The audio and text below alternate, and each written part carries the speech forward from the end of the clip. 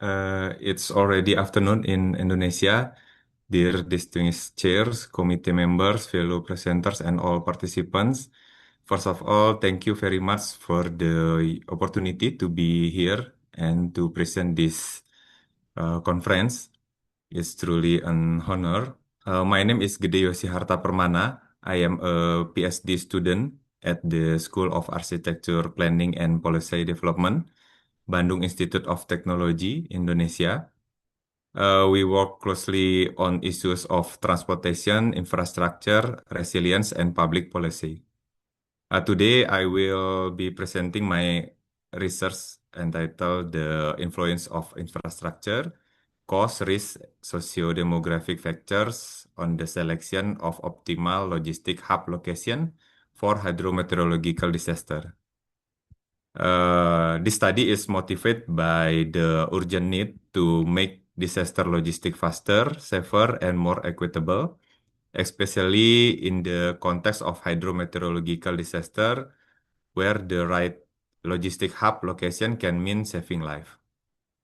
I would also like to share personally that this is my first experience presenting at an international conference as a presenter. So it is not only a professional milestone, but also a very meaningful academic moment for me. I'm grateful to the organizing committee of ICGDMRM 25 and EPSTI for the invitation and opportunity. EPSTI told me we uh, only have 10 minutes. Well, considering the limited time, I will get straight to my delivering my presentation. For the introduction, okay. Humanitarian Logistic and Transport Nexus. Supply chain management previously focused on business efficiency and effectiveness in logistic management has evolved into humanitarian supply chain management in disaster-prone contexts, where one key aspect is the strategic setting of logistic hubs. The setting of logistic facilities has been shown to be a key factor in speeding up response to hydrometeorological disaster across countries.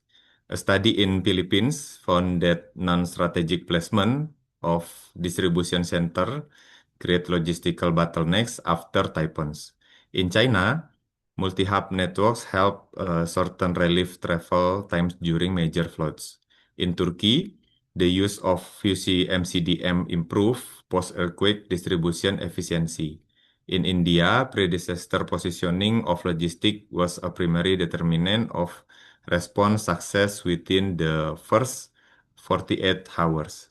In Indonesia, an ASP GIS approach proved effective in accelerating distribution to earthquake-prone areas.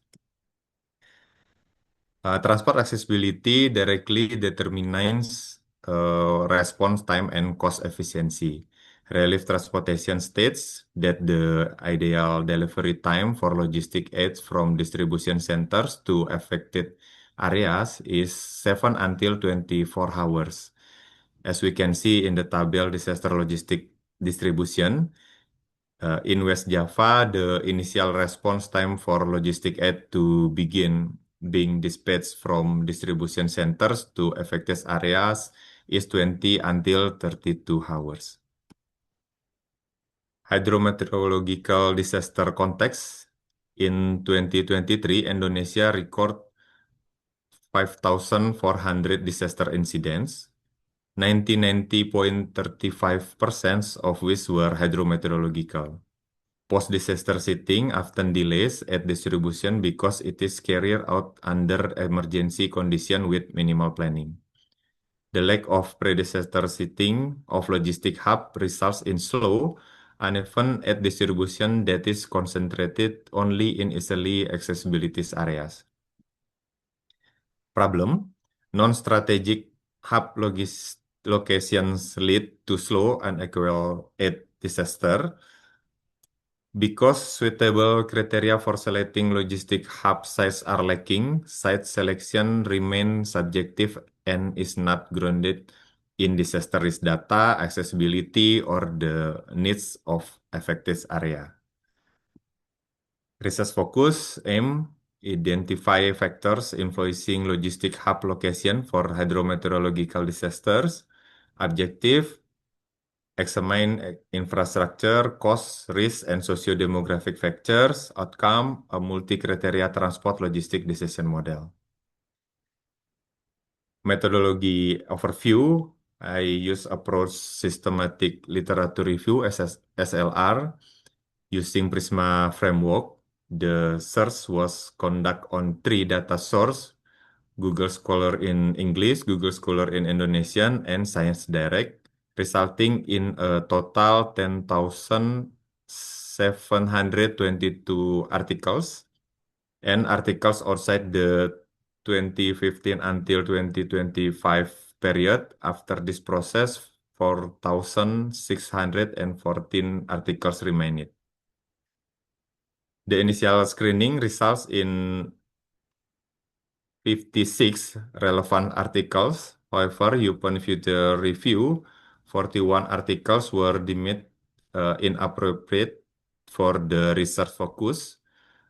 Ultimately, only 15 articles could proceed to the eligibility assessment stage. From the analysis result, 10 articles were deemed to meet the eligibility criteria and were used in the systematic analysis process. The remaining 5 articles were excluded because they did not address the research problem and did not include the main variables that were the focus of the study.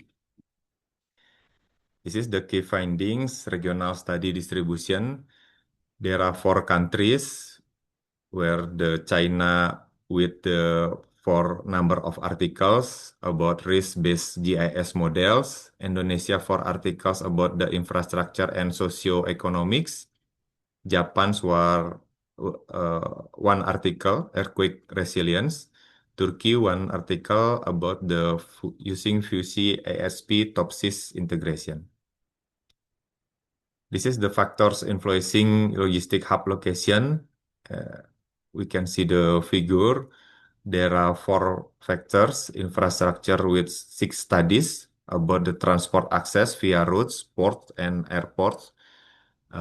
Cost about the 3 studies about the transportation cost, distance, and resource efficiency.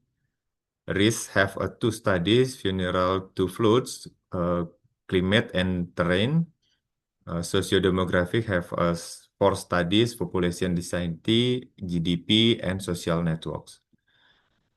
And the discussion, I have the flow figure,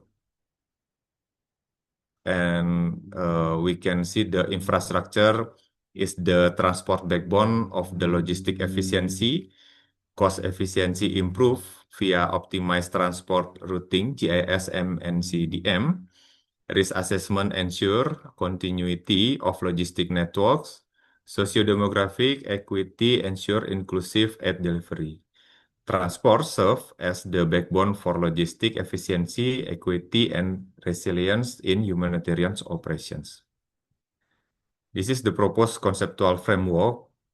Multi-criteria transport logistic decision model have 2 layers. There are technical layers and social layers. Technical layers have 2 main variables. There are infrastructure and cost with expect outcome, operational efficiency, cost and time optimization. And social layer have risk, socio-demographic, and expect outcome, resilience and risk mitigation, social equity, and inclusiveness. And the output, efficiency plus resilience to adaptive, equitable, and sustainable distribution system for disaster relief. The conclusion, implication and recommendation policy integrate spatial transport data into pre-disaster logistic planning. Practice, build multi-actor logistic transport, cluster, public-private community. Research, apply quantitative GIS plus AI to model logistic hub optimization. And the conclusion, multi-criteria model integrates logistic and transport dimension. Infrastructure and transport accessibility are efficiency drivers. Risk and socio-demographic ensure resilience and fairness toward an adaptive, equitable, and sustainable humanitarian logistic network.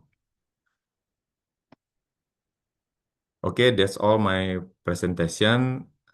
If any feedback or question, you can ask me, or considering the limited time, you can send me an email on my email address.